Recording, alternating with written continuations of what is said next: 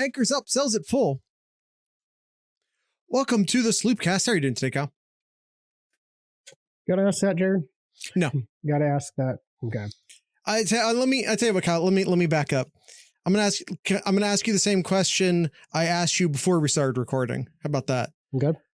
How in 10 seasons of doing the Sloopcast, how often have you just not wanted to record? You know, this honestly is like the first time. Honestly, I don't think it's been the first for me, but there's been a small. Times, yeah, it's been very, very small times, but like I can't think of any that I haven't wanted to do more than this one here. Yeah. Mainly just because of the Purdue loss, the Iowa loss, any of the other Michigan losses, heartbreaking playoff losses. Where do we go from here, fellas? I tell you this much. One, I don't think Ryan Day is going to lose his job.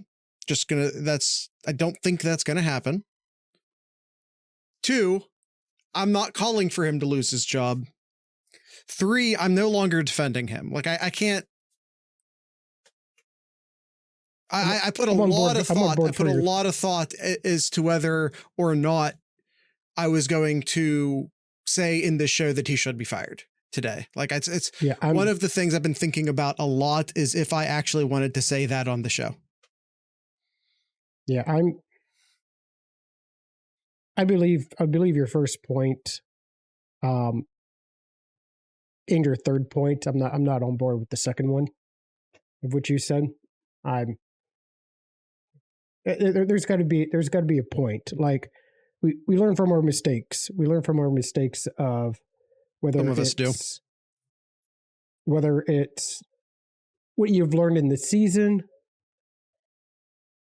what you've learned through your career at Ohio State, and then what you've learned as a university, so you don't try to learn from your mistakes here. And at this point here, like, tell me I'm wrong, or not really tell me wrong because it's true, but help me believe that the point of that Ryan Day is John Cooper 2.0 in the 2020 decade.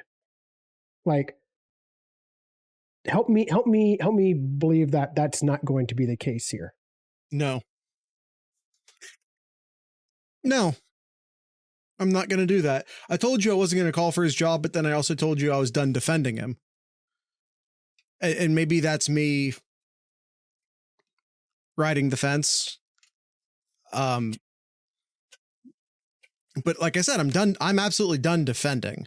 I'm not to the point where I'm going to come on the podcast and say he should be fired. He should be fired. He should be fired. Although I thought about it, believe me, I've been going back and forth as to whether or not I wanted to make that declaration on the show or not. And ultimately I landed on not wanting to do that, but I'm done defending him. So if you want me to play defense here, I'm not going to do it. I'm not going to do it. This was inexcusable.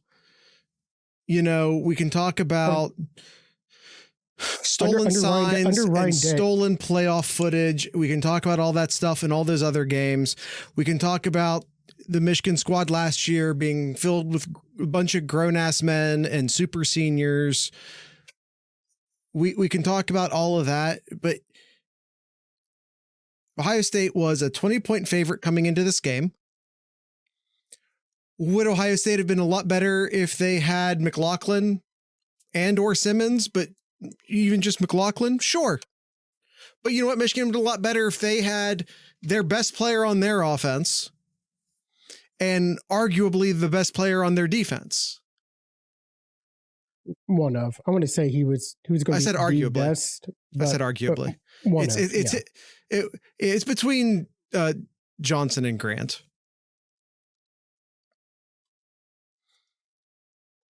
Would Seth have helped running it up the gut though? Yeah. And Loveland would have helped Michigan not be so one-dimensional on offense. Like, we can't get all their players back and not give them all their players back. And even then, we're a much deeper team. And now, granted, our injuries were in the one place where we weren't that deep. But, like, we knew that going in. That's the thing. And had we lost McLaughlin the same way this week that we had lost McLaughlin, like, right before the Indiana game? Or was it the Northwestern game? I've already forgotten. I still wouldn't have given that as like a valid excuse, although it would have been a much closer to valid excuse. But like Indiana, okay. It'd be much closer to a valid excuse, but it's not a valid excuse. Like, yeah, would have loved to have McLaughlin in this game. Probably would have helped a lot. Doesn't matter. Colston Loveland would help Michigan out a lot too. And the fact of the matter is that you knew going into this game that you weren't going to have McLaughlin, and you knew that for a long time, for several weeks. And yet your game plan was still to just run it right at the two best players on the Michigan football team. You knew your offensive line was depleted. You knew they have maybe the best defensive line, or at least the best defensive tackles in college football. And your thought was, hey, why don't I take my worst unit that's going up against their best unit and put the entire game on their shoulders by just running a dive play 1,000 times? How is that the game plan? How was that the game plan? You have so much weapons out there, and we knew that going into this game, and really even the Indiana game, how much Ohio State was going to struggle running the ball, and I felt like Ryan Day was trying to try to push a narrative, or try to say something about like, this team's tough enough. We're going to stick to running it because that's how we're going to win this game. There's to a certain point you got to adjust and start getting your playmakers the ball more. It's just crazy thinking about how running the dive play or running an off tackle play I don't understand. I honest to God game plan. I honest to God think when Jim Harbaugh said that Ohio State was not a tough football team, that it broke Ryan Day's brain. I think it broke him. Honest to God, like, I get wanting to prove that you can run. I get wanting to establish a running game. I get these things. But at a certain point, spikes. At a certain point, you say, oh, gosh darn, we're not going to be able to do that. Hey, what were our two best series? Were our two best series the series where we just threw the entire time? Hey, maybe we should keep doing that. Mm-hmm. I mean, because you kept putting yourself in a position where Will Howard was in 3rd and 6, 3rd and 7. And he had one down to make a play. Why would you keep putting him in that position? And like, we told you during Scarlet, or excuse me, this is Scarlet and Grade.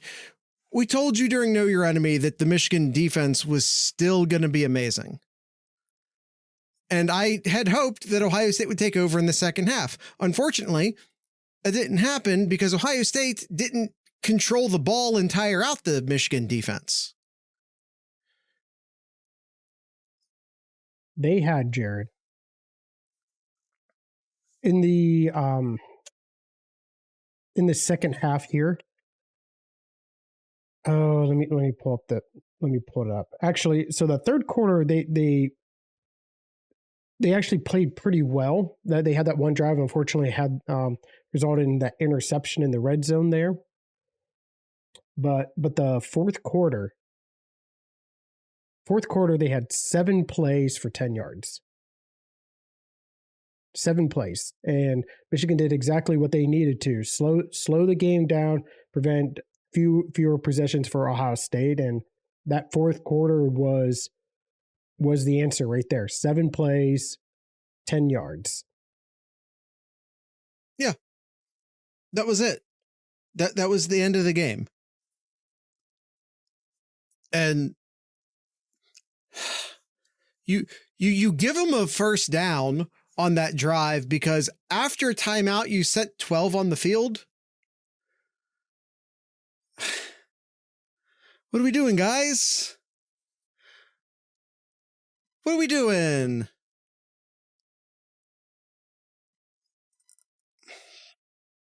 Not going for it on 4th and 1 with 6 minutes left in the game was very Ryan Day coded.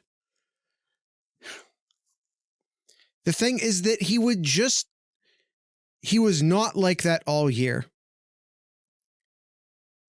He wasn't like that all year. You're playing scared. Let's call it what it was. It looked like he was playing scared. He was playing to grasp on, and hopefully they come out with a small victory here. But it was just the defense did what they needed to for the vast majority of the game, but the offense was only on there for 10 plays or 7 plays for the fourth quarter. Your defense can only do so much. So this game is not on the defense. No one should be giving any crap about the defense here. No, the defense played extremely, extremely well here. This is all on the play calling. This is all on the game plan of the offense here. 100%. And like the numbers were floating around a lot during halftime. But the 2 drives that Michigan got points, there were 0 first downs, 5 plays, 6 yards. Those are the 2 drives that Michigan got their 10 points off of. The offense handed them points. The defense really only had 1 bad drive, and as Kyle pointed out, they were just spent at that point. 6 plays, 5 yards. The 3 and out after the Jack Sawyer picks was the death nail in the body still breathing, with the body still breathing. Yeah. No, I mean, I feel so bad for Jack Sawyer. Like I feel bad for all of them. And I, this might be a controversial take. Good for him for getting Michigan off the block-o. Good for him. Good for every Buckeye that went over there and was finally unrestrained by the coaches and did what needed to be done.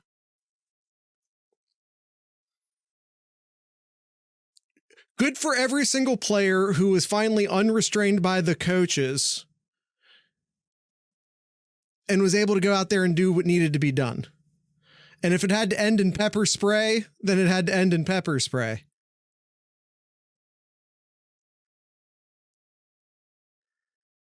Yeah, there was that video, Edis, there's that video going around where Sawyer's yelling at someone, I don't know who's trying to get him off the field, and Day's just standing there looking like a deer in the headlights, just watching it happen. Yeah, I don't know. You're looking at what was his name?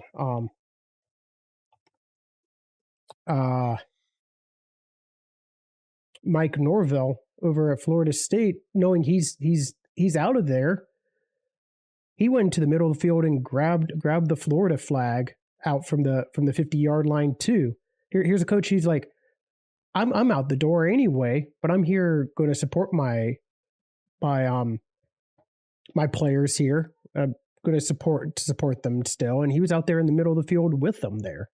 Yeah. Like, show me some. So just show me something. Honestly, show me something. Because right now it's a lot. It's just words. It's just words coming from Ryan Day right now, and it's not enough emotion, not enough. Just just not enough from what we've seen with Jim Tressel and with I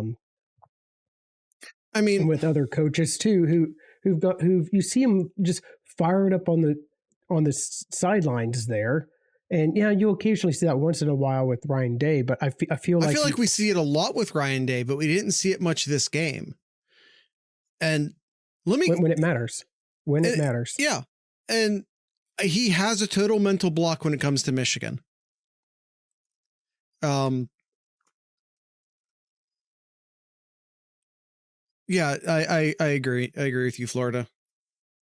Ohio State was better than all those teams. Ohio State was better than all of those teams. Day just has a mental block when it comes to Michigan. He was doing so many things this game that he didn't do all year. He was being incredibly conservative on 4th down. He was being incredibly conservative on 3rd down. He was running the ball way. He wants to prove Ohio State is tougher.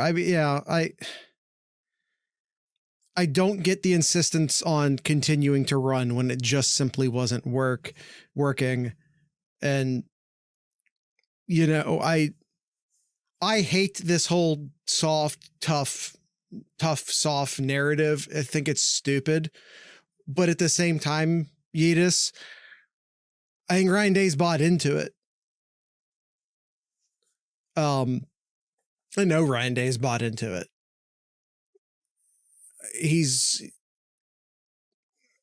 And it's so stupid. It's so stupid. It doesn't mean anything. You're telling me that Jack Sawyer's not tough? He's fighting people over a flag, and once again, good for him. Caleb Downs, Cody Simon.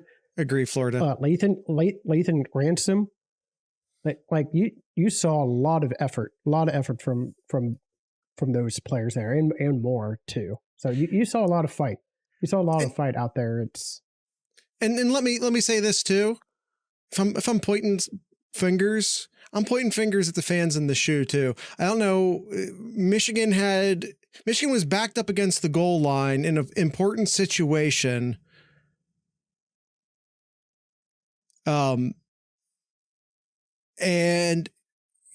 team makes a big play, and you see the camera cuts right to Jack Sawyer. You can tell he's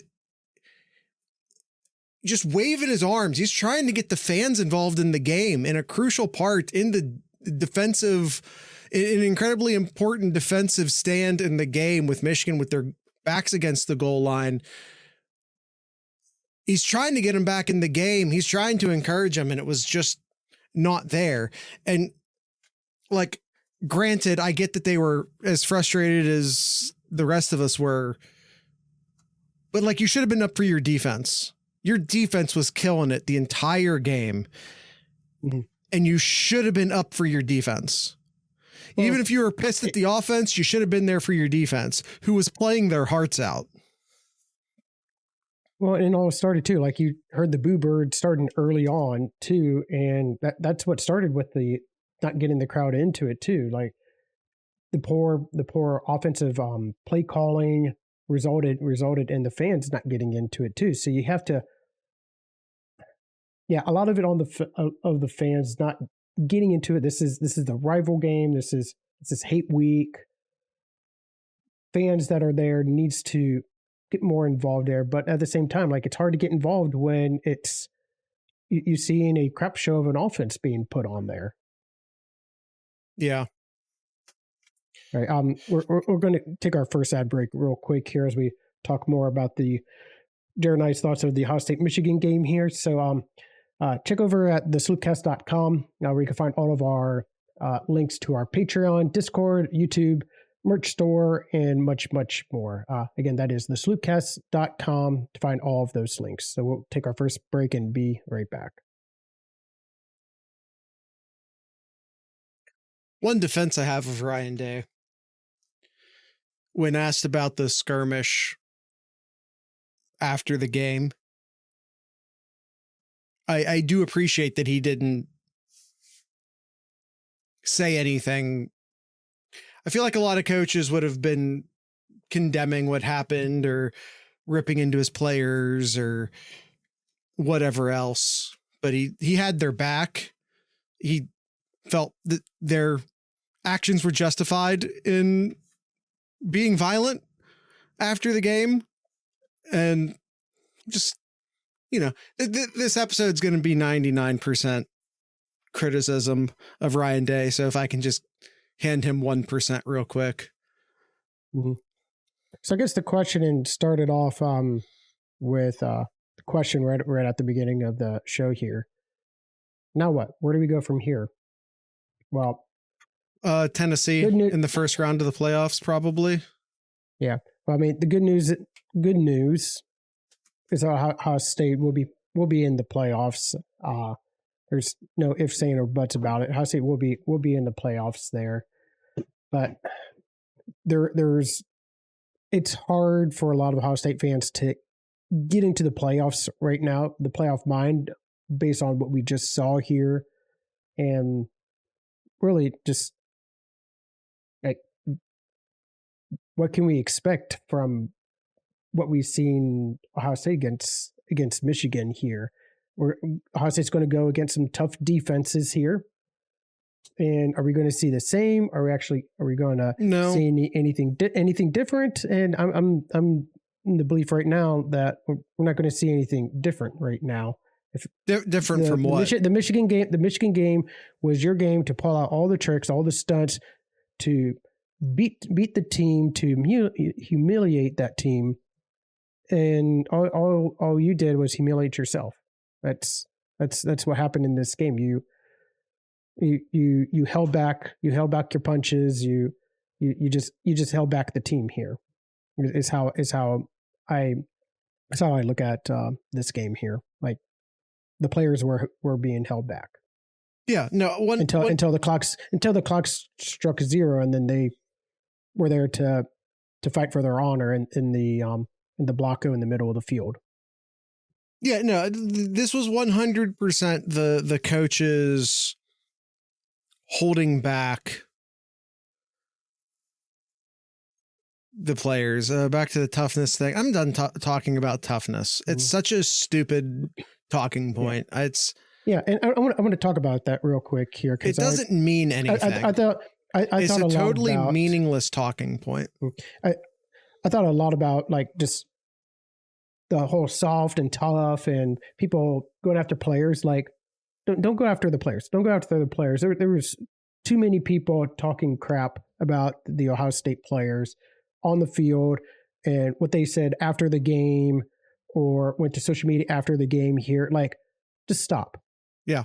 Just stop. Put down the mouse. Put down the mouse and keyboard. Put that away. Focus your attention on the coaches. The coaches are the ones that you need to be putting your anger towards. These players played their hearts out here. There's some things where I can't remember. Oh, it was like Denzel Burke and Trevion Henderson went out and said some things after the game, and people were attacking them. Like, stop. They played their hearts out all year. They need your support. Go after the coaches. The coaches. Is 100% on Brian Kelly and Ryan Day. I said Brian, not Chip, but you know what I meant. 100% on Chip Kelly and Ryan Day. Period. It is sometimes hard to boil down a loss to something so simple. And it's almost always feels dumb to just say the play calling was bad. But, like, it was that simple. The play calling was that bad. You were not getting anywhere on the ground. You just straight up were not getting yards on the ground. Your offensive line is banged up. It wasn't that deep to begin with. It was not that great to begin with. And you're running right at the strength of the Michigan football team. you were running directly at the strength of the Michigan football team. And this is your worst matchup in the entire field. And you had the choice to work around it. You had the choice to try to avoid this mismatch. And it was instead their choice to go straight after it. And at a certain point, I get it, right? And at certain points, the first quarter, at a certain point, I get it. Like, hey, if you can take your weakest unit and defeat their best unit with your weakest unit, then you're going to control the game. The game's over at that point. If your worst unit's beating their best unit, that's not just beating them, that's taking their soul. And if you could accomplish that, fantastic. But at a certain point, you have to realize you're not accomplishing that. You aren't accomplishing that. So, at a certain point, you have to realize when your best drives of the game were drives where you were throwing the ball,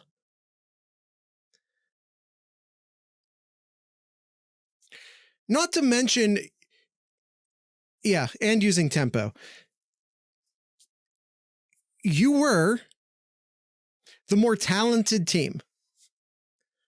And that's not even that's not even a question.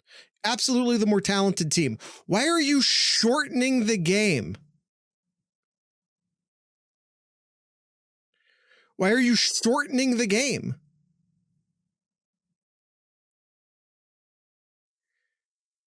So we haven't talked about this here, and it's obviously in pretty much every Buckeye fan's minds right now. And in our Discord, discord.thesloopcast.com, always be plugging. Talking about it right here. We haven't even brought this up, but everybody's been talking about it. Actually, you did mention Jared, at the beginning here. I apologize, but if Ryan Day is to go, Ryan Day is to be let go as a head coach of Ohio State, who would it be? I don't. Is that worth getting? I mean, is that worth getting into right now? Because, like, one, they're not going to fire him.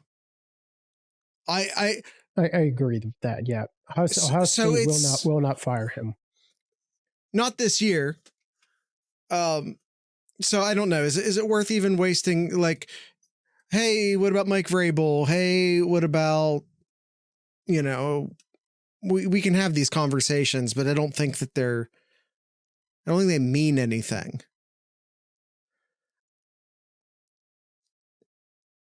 Like, I mean, when is enough here? There was a time when we've already to Michigan cost John Cooper his job here. This is, again, asterisks behind it, or front of it, or however you want to. But as it stands right now, it's 4 straight losses to Michigan. Yep. You haven't won the game since 2019 here. Yep. Like, when is Ohio State going to be like, hey, let's not make the same mistake here and let a guy keep coaching, and then we barely beat our rivals. Like, when is that threshold? Is that now? Is that next year? Like that, obviously, none of us are going to know the answer, but that is going to be the question. Your 3 goals here was beating your rival, winning the Big Ten championship, and then winning the national championship. And I feel like in that order, you couldn't complete the first one, which then resulted you can't get the second one. Lucky for us that there's a 12 team playoff this year, and you have a chance to get that third one. Now, is that going to be realistic? From what I've seen, probably not. Well, we won't play Michigan in the playoffs, so maybe. Hey, listen, as long as Michigan doesn't show up in the playoffs, Day will be fine. He's not going to be able to rally the team. I don't know that that's true. I don't know how the team feels about the coaching staff right now. I haven't gone into any effort to figure that out, quite frankly. One thing that you brought up and that our chat has brought up, which I appreciate everybody chiming in here as Jared and I are giving our thoughts about this game here. Does it feel, Jared, that this team is kind of, I mean, you mentioned that they felt like they were being held back. And then once the game was over, that it boiled over. Were let go. Like, after seeing that, I kind of feel like, is that really what's happening throughout Ryan Day's career here? Is that the players are being held back to be able to really show some sort of emotion after the game, during press conferences or anything? Like you see that a lot with other teams, other players from other teams too, but not so much with Ohio State's here. I feel, and maybe I'm just. I feel like our team has shown plenty of emotion this year. I think Ryan Day's done a fantastic job in 13 of the 14 weeks this year. He's got a brain block on Michigan. He turned into a different coach. Kyle, have you and I, this is our 14th edition of Scarlet and Grade. No, that's not true. There were bye weeks. This is our 12th edition of Scarlet and Grade this year. How often have we come on here and ripped into the play calling this year? I'll tell you right now, this is the first week.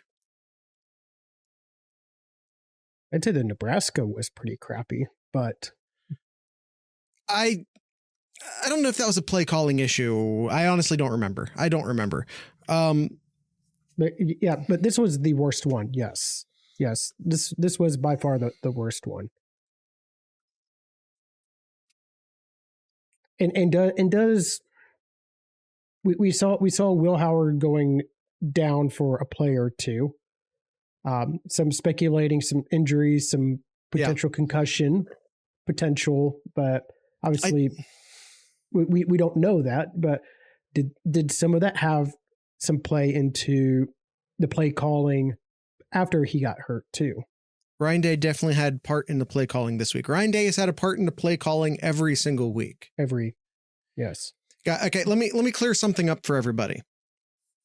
Play calling does not happen in a bubble. Play calling is a result of a week's worth of, in this case, more than a week's worth, but for the sake of whatever, play calling is a result of a week's worth of game planning and practice. It is designing a playbook specifically for that game. It is setting up certain plays for certain situations. It's installing plays in practice. It's a setup of when you call what plays in order to set up other plays. And even if Chip Kelly is the one actually radioing down the specific play that is being called, there's still a philosophy. Like, he and Ryan Day are still talking. They're still talking, even if they're not talking about specific plays. They're still talking generally. Hey, there's a TV timeout. You're about to get the ball back. So you got a couple minutes to talk before the drive ever starts. And this is literally every head coach. Well, any offensively minded head coach, I suppose. But even then, the 12 men on the field was stupid, but that's not what I'm talking about. The coaches, in that you have Chip Kelly and Ryan Day, they're talking okay, what do you want to do this drive? Who do you want to try and get the ball to? What do we, do you want to try and set up this play? If you want to try and set up that play, do you want to run that play? Play calling is not something that happens in a magical vacuum bubble. So to say who was calling the plays, it's not that simple. Even if Chip Kelly chose every single individual play and radioed them down to Will Howard, that does not mean that Ryan Day isn't calling plays or is calling plays, or that it's a collaborative effort, is my point. And it's a collaborative effort that is the result of weeks worth of preparation. Mm-hmm. Now, unfortunately, a week's worth of preparation for this game apparently meant to run Dave 1,000 times. Yeah. I don't know how that happened. So after really thinking it through, I think after a few nights of sleep here, I've been asking myself that same question for 48 hours. We're gonna see a lot more heads start to cool off and less of hashtag fire day. I don't know about that. Hashtag fire day will slowly go away here, but I think what will happen at Ohio State is Ryan Day will stay. I remember seeing it. I don't know. Yeah.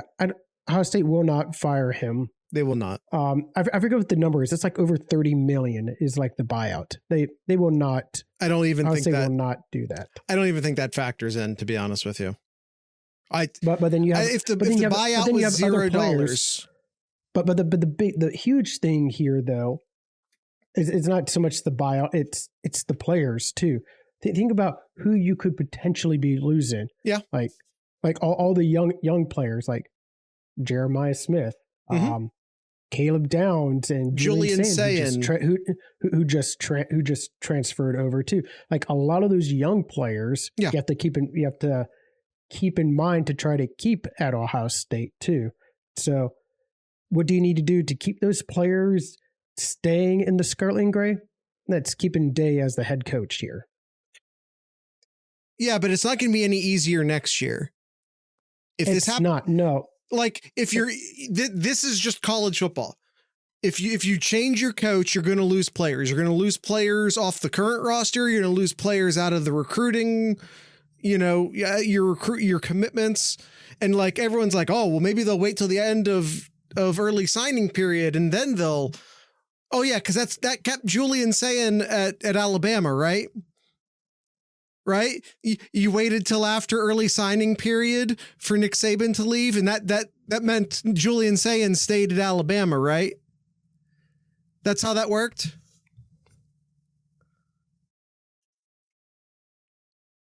Who cares what Tyreek Johnson has to say?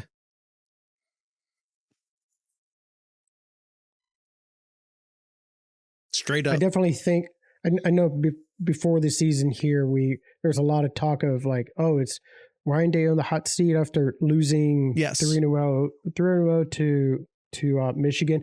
Now that it's 4 in a row, absolutely that chair is hot right now. He is on the hot seat right now. So now if the worst were to happen and he loses for a 5th straight time next year, yeah, absolutely. I can definitely see him being gone. Then. If I'm Ryan Day, listen, if Ryan Day wants to have any sort of honor,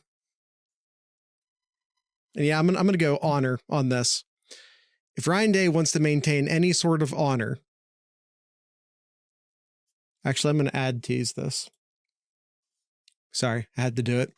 Patreon.thesloopcast.com to support us financially. It's just to, hey, like otherwise you might just stop doing the show straight up. I can't keep doing this. Discord.thesloopcast.com if you want to join the community.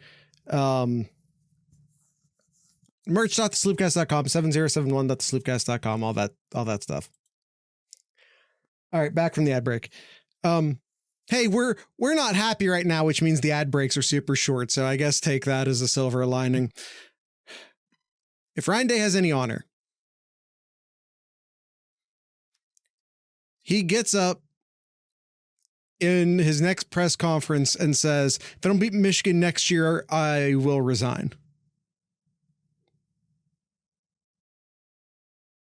Now, that might be stupid from a contractual standpoint.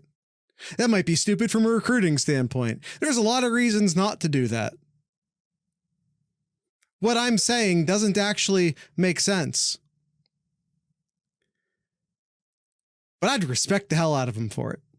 And it would be the honor-bound thing to do. He's definitely not beating Michigan next year. I don't know where you get that confidence. I think the offense will be better next year. The defense will take a bit of a step back.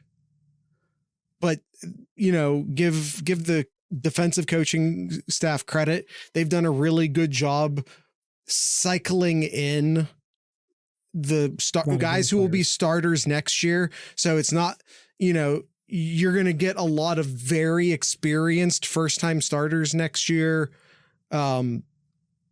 Please tell Fry to kick rocks. I think there will be. Well, we'll see what happens with Sanders. I think there will be some coaching changes, not from the head coach, which a lot of people will want, but I think there will be some coaching moves here, and I do not think one of those will be Chip Kelly. I think Chip will stay another year here. So I do not believe Chip Kelly's going anywhere. If Knowles moves on, though, that's the thing. Like, you talk about coaching changes, they're the coaching changes you want, and there's the coaching changes you don't want. Ohio State's defense was incredible this year. Still is incredible. Season's not over, although it feels like it. But like ranking in the top 5 in most of the major categories is insane. Ohio State's defense was and is insane this year. And that's what Knowles when he so I'm just saying came to Ohio State. He might be taking a head coaching gig. That's what he strived to do. He said he wants to get this team in top. I think I want to say he said top 15 in every category or major category on defensively, and this year he's got that. He's got that and more. Yeah. So the question is, can Ohio State keep Coach Knowles? He's not young, but he's also not old. Like, he could totally take a head coaching gig. Well, speaking of old coaches, Larry Johnson, but that's totally, listen, to me, if I'm Ryan Day, I let Knowles handle that. I go, Jim, can you work with him? Can you guys figure it out? Your call. Your staff, your call. Go figure it out. Yep. Exactly. That's how I'd handle that situation. Because I'll be honest, like we talked about it early on the season too. The defensive line wasn't getting it done by themselves. No. It wasn't until Knowles created more complex defensive schemes to get more pressure on, like looking at the Indiana game. That was a great play calling from Jim Knowles there, but he had to mix it up to get corners and safeties and linebackers in to create the holes. Which I would have thought this defensive line would have been able to get a little bit more pressure by themselves. Obviously, that didn't happen for the most part. But is that something that is from Coach Johnson, or is there something else going on between him and Knowles? I don't know, but I do agree with Jared there. You leave it up to your defensive coordinator and let them decide, or let them tell you, Ryan Day, of what they would like moving forward to run their defense or to have on their defensive coaching staff. Right. And the only coaching change I would say Ohio State will purposefully do, and again, that's not if people get jobs elsewhere, but like, I think I think Fry stays, depending upon how this recruiting class finishes. I haven't been up on the, I haven't been on the mess. I haven't been following recruiting since the loss. I don't know if there's, Ryan Day's been saved by the expanded playoff. Not yet. Not yet. Not yet. He hasn't. Going to the playoff isn't going to fix anything. The only way he gets this stink off of him is if he wins the national title. To be honest, it was supposed to be a Franklin joke. Oh, good Lord. That's too true to be funny, Spikes. That's too true to be funny. Hey, Kyle, we were supposed to fill out a report card. I got it up on the screen. Hold on. That's the wrong one. I got it. I got this. Don't worry about it. I got this. I got it. Nope, that's white. We need red. We need a red. We're going to go in a nice bright red. Sorry, audio only listeners. I know this is probably annoying for you guys, but this is, how's this? Am I doing this good? You're doing fine there. Yeah. Is this accurate? Mm-hmm. Yeah. Are we good with this? And quite frankly, and the crazy thing too. And the crazy. Yeah. The crazy thing too. Honestly, could have won this game. Oh yeah, thank you, special teams. Yeah, special teams. F. I don't want to put the blame. I don't want to. Thank you for reminding me to give the special teams an F. I do not want to put the entire blame, and I don't want anybody doing this too, on Jaden Fielding. Yes, he missed two. He missed 2 field goals, and you look at the score. Yes, that's 6 points, which ultimately would have been. That math doesn't math. Things change. Yep. That math doesn't math. You can't just be like, well, he missed 2 field goals and they lost by 3, therefore they would have won. That math doesn't math. That changes strategies and game complexion. That doesn't work. Listen, he should never have been. He's only kicked 9 field goals all year, and he kicked 2 in this game. You tell me. He shouldn't have been put in position to need to kick those field goals. I forget if it was the first or the second miss, but literally goes Ohio State throwing the ball, gets down into good position. Then they go run, incomplete, which just felt like the entire game. Yep. And then they kick the field goal. And then he misses. But hey, the drive was going great when they were throwing the ball. They get down in or near the red zone and they, run, pass. And they kept putting Will Howard in a position where he had to complete a 3rd and long pass. Over and over and over again. And you wonder why his completion, Kyle brought this up. I don't know if we really got into it. I don't remember, to be honest. He leaves the game with an injury. He only misses 1 play. I don't know if this has been confirmed or not, but it looks like he went into concussion protocol. Looks like he got cleared. And people have pointed out that he didn't look like himself after that. And I think it's very easy to be like, well, maybe he did have a concussion. Maybe it was a low-level concussion. Maybe he was just really good at taking the concussion test and he fooled the doctors and he got back out there, but maybe things just weren't processing right. I think that's easy to say, and I'm not even going to say that the people who are saying that are wrong. I'm not even going to tell you that you're wrong, because I don't know. But I will say this. He was constantly being put into a position where he had to complete 3rd and long. And it's hard to get into a rhythm when that's the majority of the passes you're throwing. This is a rhythm-based offense. when they let him run the rhythm-based offense, he would get into a rhythm. Shocking.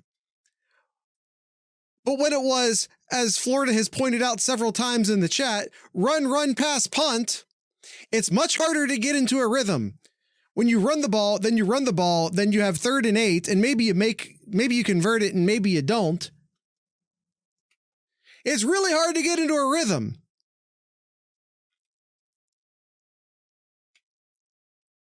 And especially against a really good defense. And yeah, no, they didn't have Will Johnson, but here's the thing.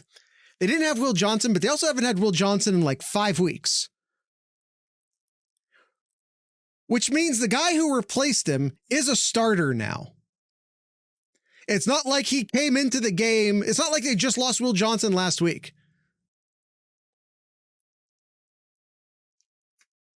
Even with Will Johnson, throw the ball. Eat us 100%. Because you can throw away from Will Johnson. And, they tried to run away from the Michigan defensive tackles by running, sweeps and other outside run plays, and it worked once or twice. But when your tackles are guards, it's not fair to ask Donovan Jackson to go out and block in space like that. He's not a tackle. He's a guard.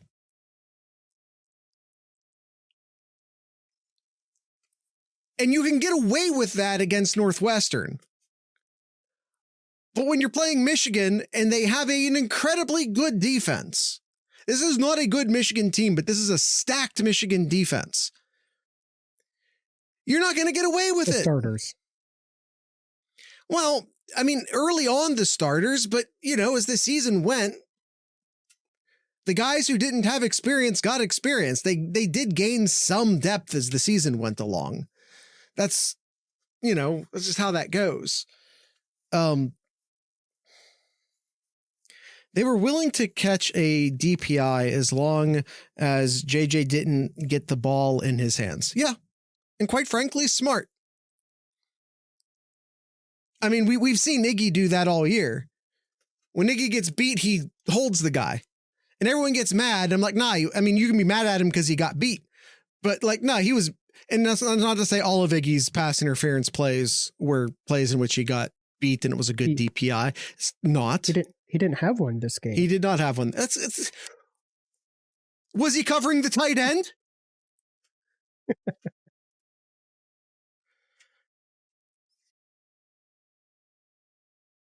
Yeah. It's a total... Iggy took a flag. Yeah, he took a flag after the game. There you go. Yes. Did he? I thought he took some pep. Well, no, he got one during the game, which was stupid. Listen, there was that whole thing where there was a fight, the first fight of the game. Iggy got that, or was it? No, that wasn't. No, I'm sorry. That was Quinshawn. Never mind. The different number one. Never mind. Different number one from Ole Miss. He got sprayed. There was pepper spray. There was pepper spray at the 50-yard line. Yeah, a bunch of people got pepper sprayed. NCAA needs to do something. There needs to be a flag planting rule put into place. There were several incidents yesterday. UNC, like 4 or 3 that there were 5 separate instances, I believe, of flag planting, and a few of those led to fights. Yeah. NCAA needs to step in and do something. I don't know. I don't know what you do, especially considering it's happening after the game, but you got to do something about that. We can just blame Baker Mayfield. Oh, you can absolutely blame Baker Mayfield. 100% you can blame Baker Mayfield. No doubt. I don't think the fine's going to do it, Yedis. I think you need to suspend the players involved. I think they need to serve some sort of penalty into the next game for who has the flag. Not even for who, no, because then they'll just give the flag to a walk-on or something. That won't work. Yeah. Sorry, my mind works like that. I don't know, anyone who was participating in it. If you were standing around the 50 when it was done, anyone in the vicinity of the flag planting, receives some sort of, first half suspension or something. It's hard though, because that leaves a gray area. Well, then don't do it. Don't want to leave that up to the NCAA. Don't do it. How about that? How about you suspend the coach if the coach lets it happen? How about that? That's if your team plants the flag, your coach doesn't get to coach in the next game. How about that? Jared for NCAA commish. I don't want it. The NCAA doesn't want me. I'd have the players unionized in a day. No one wants me. No one in charge. No one with power over the NCAA wants me in charge. All right. Anything else? We're coming up on time here. Any last comments or anything else that we haven't discussed here? No, I don't feel any better. I was hoping I was going to feel better by the end of this. I don't feel any better. No, I don't think anything we could have said would have made us feel better here. If Ryan, in all honesty, what can Ryan Day do during the playoffs to redeem himself, if anything, in your eyes? And that's the question I want. If you're in the YouTube comments, if you're listening to this now in the Discord or later, you can answer me in the Discord, wherever you want to do it. YouTube comments, Discord. That's basically it for us nowadays. I'm not on Blue Sky or Twitter or anything. I think the two things that I want to see him is like be more emotional on the sidelines. Be the leader, be the guy that the players look up to. I'm looking for hard results. No, I'm asking you, what does he have to do in the playoffs? Does he have to, if he wins does he have to win the national title to be redeemed in your eyes? That's what I'm asking you. Because I know, Austin's not here. Austin says he's done with Day even if they win the national title, which I'd like to see if he actually follows through on that. But to me, Jared, I think he's got to win 2 games, minimum 2 games here. Nah, I'm not giving him that. No, I'm not giving him that. Honestly, I'm closer to Austin's take on this, where I just no win over Michigan since 2019. You were favored to win by 20 points over a 6-5 Michigan. And you went into it with the dumbest possible game plan. Yeah, at home. No, I win the national title and then I'll decide if he's redeemed in my eyes or not. How about that? Like I'm sorry, beating Tennessee, then beating, I don't know who they'd even play in the second round. That's not going to do it for me. Okay. I guess it depends on how they look. Like if this is another, like the offense looks shitty again, that's unacceptable. Now, if it's like the loss to Georgia by 1 point and the offense looked great and it just came down to the last play or who had the ball last, then maybe that'll make me feel a little bit better. But he's got the team's got to look great, and they have to look competitive here, because that's not what we saw offensively against the Michigan game. Yeah. So not even, honestly, no. I'm done with excuses for Ryan Day. Like I am straight up results oriented at this point. I don't even care how they look. You either win or you don't at this point. Like I'm just, my switch has been flipped. I am a super forgiving person right up until the point where I'm not anymore. And that switch got flipped for me on Saturday. I'm a super patient, super forgiving, maybe even to a fault person. I agree. Until 6 years until my flip gets switched. Enough. 6 years is long enough. I agree. I remember even last year you were fighting for Day, and after the Oregon game, like I have been one of Ryan Day's biggest apologists, and I'm now not even using the word defender anymore. I'm now using the word apologist.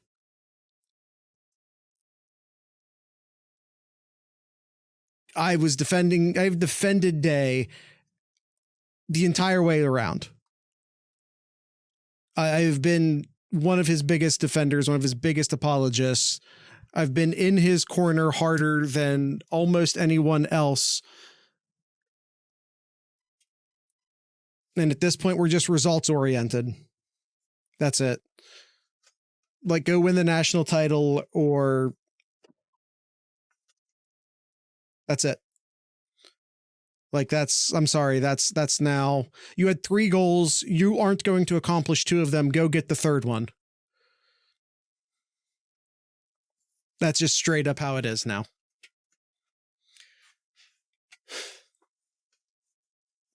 You got anything in Kyle's corner, Kyle?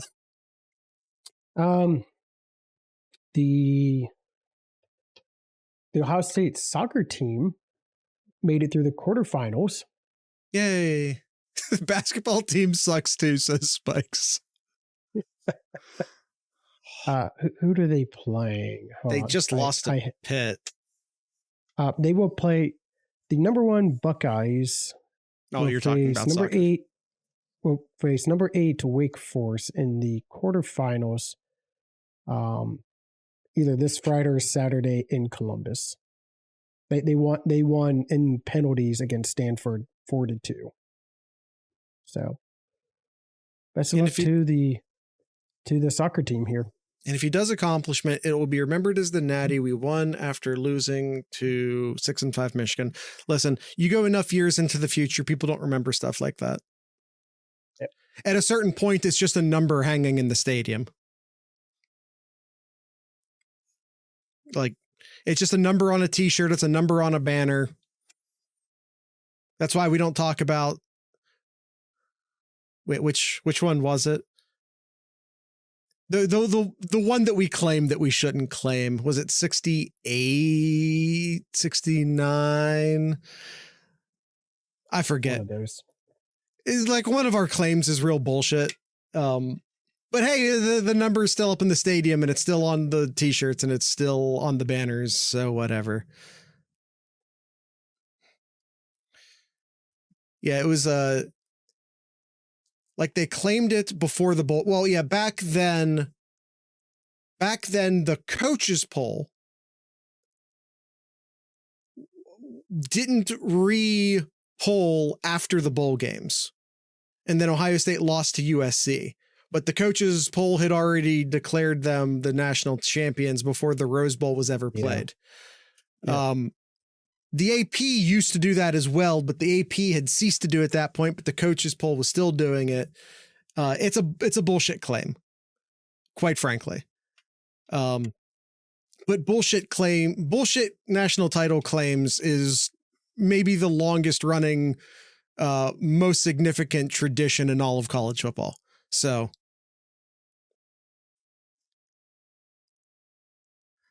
it is what it is. Hilarious Natty Claims was a banger Wasteland episode. Yeah, everyone go find that and listen to it. I agree. That's actually one of the episodes I think about a lot that we've done. Alabama's the worst, in case anyone was wondering. Alabama clearly is the worst at bullshit national title claims, which is weird because they have so many legitimate ones. All right, that's it. That's the end of the episode. I need to end this.